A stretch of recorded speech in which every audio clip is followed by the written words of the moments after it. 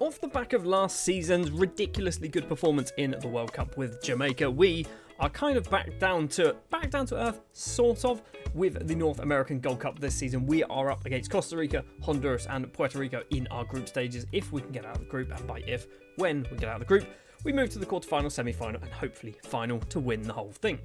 And just to remind you, we did win this competition back in 2055 and we have been runners-up either side of that as well. So it'd be nice to get a second Gold Cup to our name. Also, why is it only ever hosted by the USA?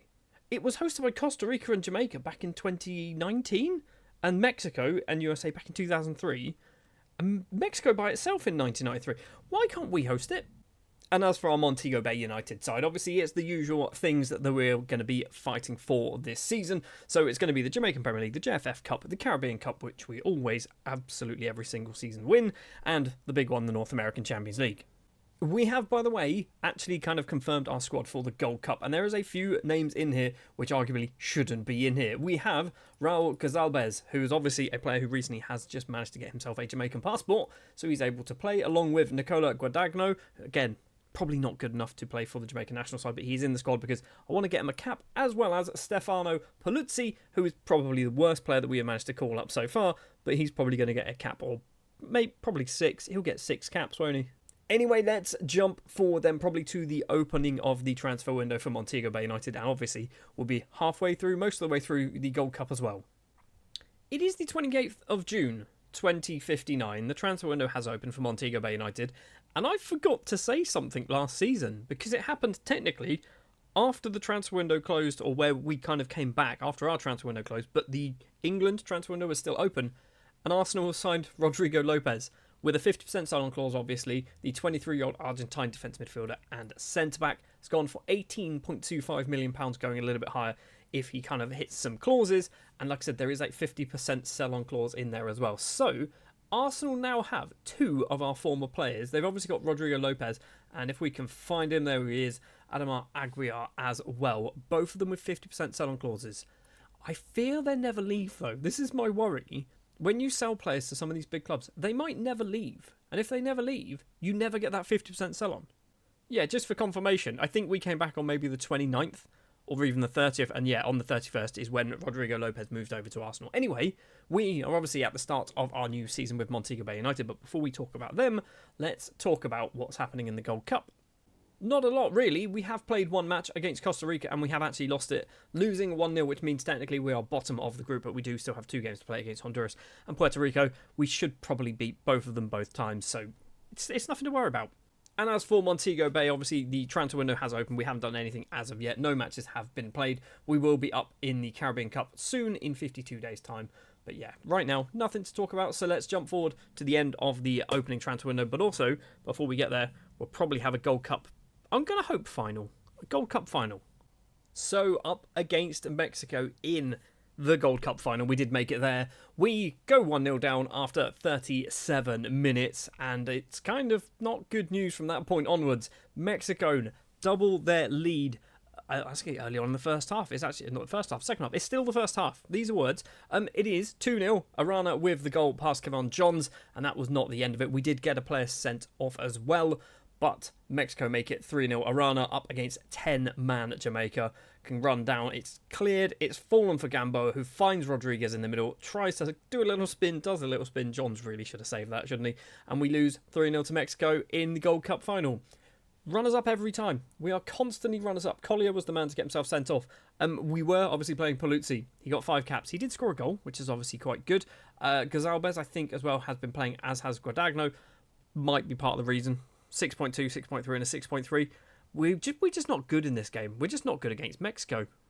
And what does that mean for our world rankings? Well, it doesn't really mean a huge amount. We have kind of dipped down to 14th, but back up to 11th place, so not a lot has really happened. Now, let's talk about transfers to Montego Bay United. You can see there's a few there. First of all, players leaving the club.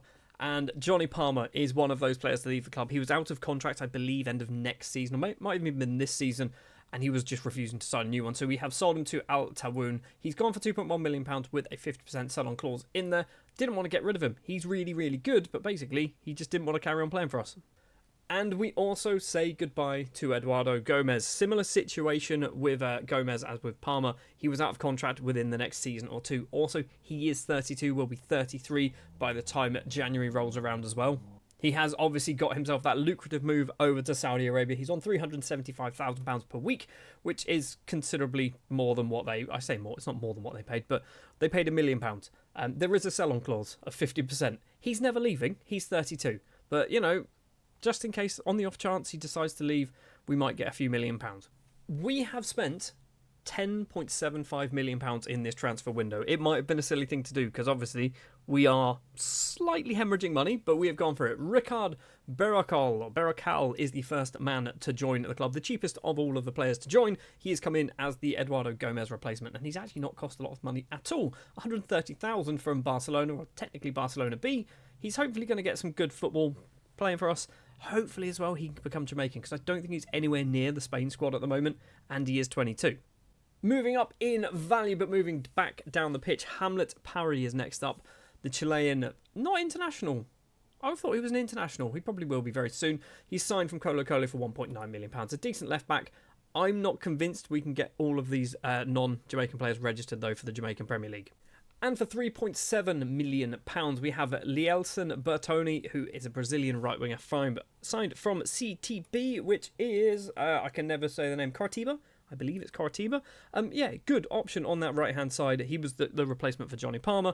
We obviously had Berrocal replacement for Gomez. We've also spent £2.5 million each on two players from other teams in Jamaica, because I kind of had to do it. We've brought in Huon Smith and Deshaun Minot. We'll talk about Deshaun Minot in a second, but Huon Smith for £2.5 million. Hopefully, he's going to be really good. He's got 4.5-star potential ability at 16 years of age. Signed from VA United. Definitely one for the future, but I think we might need to try and get him into the first team sooner rather than later, if we can kind of find a space. Obviously, I'm not going to force play him. And Deshaun Minot, who has signed from Montego Bay BCFC for £2.5 million. And yes, this... It's not nepotism. It's certainly not nepotism. But Montego Bay BCFC, I think, is technically the club I am. I think there's a bit of a weird mess up in the database that this might be the team that I am, because the club colours here are green and blue, but the kit is red. And our club colours are green and blue, but the badge is red. So, something's kind of off, right? Something's kind of off, but it doesn't. We are 35 years into the future. I feel like we have missed the boat in fixing this problem. But also the thing with Montego Bay Boys Club Football Club is they are now a feeder club of ours, which is why I basically went, let's give you some money. Like I said, it's not nepotism, kind of cheating. We have spent way over the odds for one player who isn't good enough. Let's be honest, he'll never be good enough. But we just wanted to give him some money. I'm hoping that they become professional, or at the very least, kind of climb up the table. They've done. Not amazing, actually. They've won it back in 2045-46, this league, but they haven't been promoted to the top league ever, I believe. Can we even find that out? I mean, I guess we can have a look at this, and it just says St James Major League for the entire thing. So, yeah, they've never been promoted, but they have won the league a couple of times. Yeah, a few times down here as well. So maybe they might get promoted, and then obviously our feeder club kind of agreement will probably just get terminated. So that's what's been going on with Montego Bay United FC. From a starting lineups perspective, this is what we are locking in. We have 6 players that we're going to be force playing. Most of them being force played because they are not registered. So we have Cheristal as the goalkeeper, who is now 25. And just for your information, still can't play for the Jamaican national side. Feel like he never will at this point. We also have Hamlet Parry, who isn't registered, who will be playing as our left back. We have Tuati, who I think is registered, but basically he wants more game time, so we're going to lock him into the starting 11. We also have Jordan McNary, the former Chelsea man, getting locked in because he can't be registered, alongside Rolly Makengo last season. Similar situation, he was locked into this position. And Berrocal, who is registered, we are playing him on that left-hand side, because if we don't, I will show you what happens. It will be Devon Malcolm playing on that left-hand side, and I don't want Devon Malcolm playing there. He should be that position or that position in my eyes. So yeah, we're kind of not making Malcolm play. It's going to be Berrocal instead. Oh, and we've won our first game of the Caribbean Cup 6-0, which is a much bigger improvement than last season when we actually lost our opening game. Right, time to jump to just after Christmas, see how well things go. We'll be top of everything. We'll have won the Caribbean Cup, and I guess, what's happening with the Jamaican national side? Are we playing anybody? We're playing Angola, and we'll probably play some, whatever it is, the North American Nations League stuff as well. Yep, I was right. So we did play a couple of North American Nations League qualifiers. So we beat Angola 6-2 in a friendly. Suriname, we beat them 5-1 and 6-0. So we have qualified for the North American Nations League, where we'll be up against... It's not really a qualifier. It's a quarterfinal. It's not a qualifier. It's a quarterfinal. These are kind of the qualifiers, aren't they? So we will be up against Haiti in the semis, and then probably a final against USA. And as for Montego Bay, we've won the Caribbean Cup beating Portmore United, and we are top of the league, 10 games played, 10 wins, so we're even top of the table with 2 games in hand. But we are joint on points. Mount Pleasant are up there. I completely forgot to mention as well, and I do this all the time, a whole bunch of loan players have gone out as well. So Guadagno, I guess, is kind of a big one. The Jamaican international, Guadagno, has gone back out on loan to Cavalier, and he's not playing for them, which is somewhat annoying. Luis Carrero has also gone on loan to Cavalier. Again, he's gone there, and he's just not playing for them. I feel like they should stop loaning my players. If you're not going to play them, don't take them. Obviously, transfer window will be opening, or it has technically opened, but no business has happened. We've got nearly £20 million to spend. We're probably not going to spend nearly £20 million, but the money is sort of burning a hole in my pocket. Maybe we do spend it. I don't know what's happened, but our money, obviously, I keep mentioning, was going down, and now it's sort of flatlined. It's sort of flatlined. But we haven't really done, like, I guess we have done big transfers. It was, as Rodrigo Lopez was kind of the big transfer, wasn't it?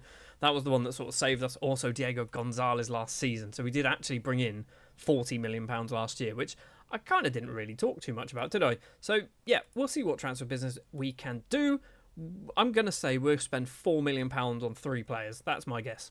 Or we'll do absolutely nothing. It's also an option. We've done no business. Not even leaving the club, joining the club, leaving the club. Nothing has happened at all. So, it's kind of a weird update for the end of January, isn't it? Normally, we have a whole load of things that have gone on. We have obviously played a lot more matches. In fact, we played 6 more games. We've won all 6 of them. Still quite clearly top of the table in the North American Champions League. We will be up against... Who is it going to be? It's Real España or Sporting Kansas City. So, Real España from Honduras. So, it's probably going to be Sporting Kansas City because it's normally an American or Mexican side that we play. And speaking of America or Mexico, obviously we have not played the North American Nations League yet. Haiti will probably get beaten, won't they? And then it will be the USA or Mexico in the final of that one. I do keep looking at some of these players going, oh, he's nearly got himself a passport, but he's got himself a cap now. So Pereira can't play for the Jamaican national side. Touati's got loads of caps for Algeria, so obviously that one's not going to happen. Hamlet Parry, obviously a new signing to the club, might get good enough, although probably will get poached by Chile. Bertoni, by the time he's eligible to play for Jamaica, he will be 33, so there's probably we've missed the boat on that one, I think. We've also got Jordan McNary. He's got a couple of years to go. He could make it. He's got 3 years. It's a long time. McNary might not be good enough to play for us. Rolly Mokengo, if he sticks around, he's got a long time to go for Mokengo. Obviously, Beracol, new signing, so that's not going to happen anytime soon. But by the time he could become Jamaican, he'll be like 28 years old. So maybe that's something that can happen. But this one here, this is the big one. 333 days. He could become Jamaican at the end of this season. And if he becomes Jamaican, he could actually play for the Jamaican national side. So can Francisco Fedeli. Now, Fedeli hasn't got his paperwork yet, but he does have his passport. So, first of all, he doesn't count as a non-Jamaican footballer now, but he can't play for the national side at the moment. We do need to wait for this to happen. I don't know how long it's going to take. Obviously, what's his name? Cheristal, just to confirm, I don't think he's got his yet. No, his 2,375 days, and he's still not got it. I hope Fedeli's comes a little bit quicker than that, because my worry is Italy might poach him. Is he good enough to play for Italy? So let's just sort by this. Their number 1 striker is him. He's very good. They play 1 striker, and it's Ricci. They've also got Spagnoli. Again, he's very good playing for Chelsea. He might not get the chance to get into this team. He's obviously good, but is he that good? If we can convince Fedeli to play for the Jamaican national side, that's going to be utterly ridiculous. He might win us a World Cup. Anyway, World Cups aren't happening now for another, 3 seasons? Something along those lines. Let's jump forward then to the end of April, where the regular season will have finished. I assume the North American Nations League thingy as well will have taken place. We've also got World Cup qualifiers, and the Copa America takes place at the end of this season as well.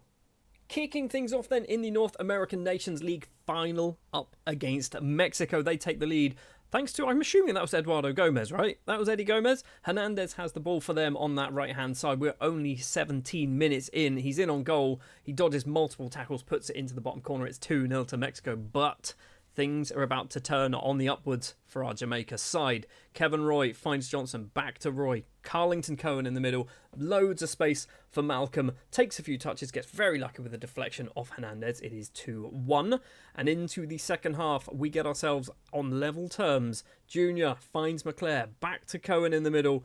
It is Gordon facing away from goal. Luckily for him, Arana just turns the ball around for him, and Gordon can blast it into the bottom corner. And that takes us all the way through to penalties.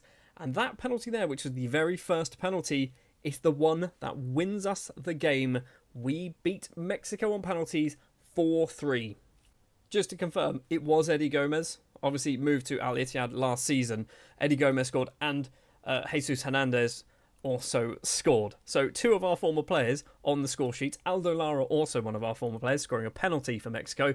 And they still lost. This, by the way, was the man to score the winning penalty. His name is Carl Dowell, and he plays for Chicago, and he's not very good. And what has that done for our world ranking? Nothing. It's done absolutely nothing. We are kind of flatlining here. We've been 11th now for a fair few kind of iterations, I guess. We are still a long way behind Mexico, but we are ahead of the United States still. I want to finish after 40 seasons. I want Jamaica to be top 5 nations in the world, okay? It should be doable.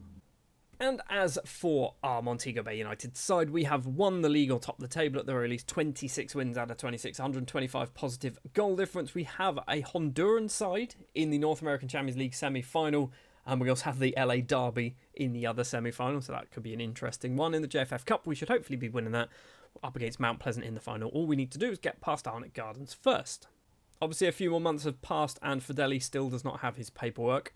And neither does Jean-Claude Cheristal, which is kind of frustrating.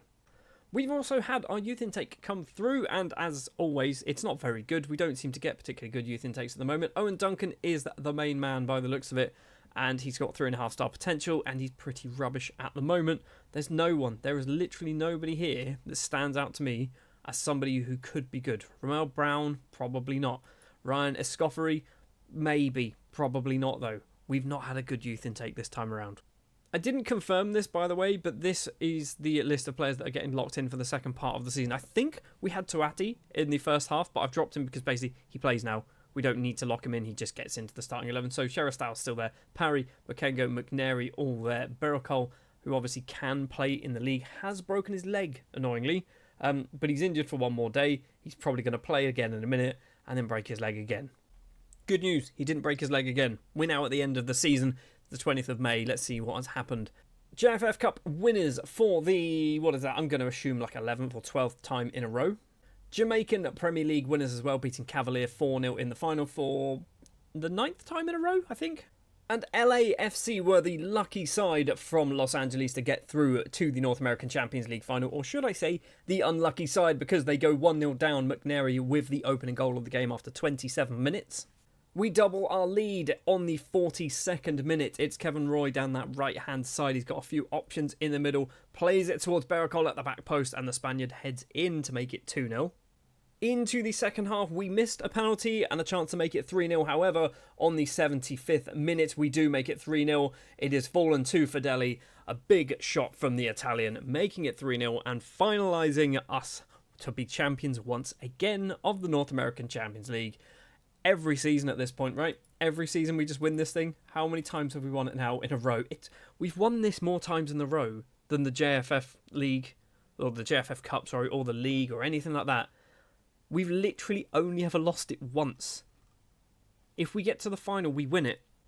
That's kind of ridiculous, right? Records, we have won it 23 times out of in the last 24 seasons. 23 of the last 24 seasons has been won by us.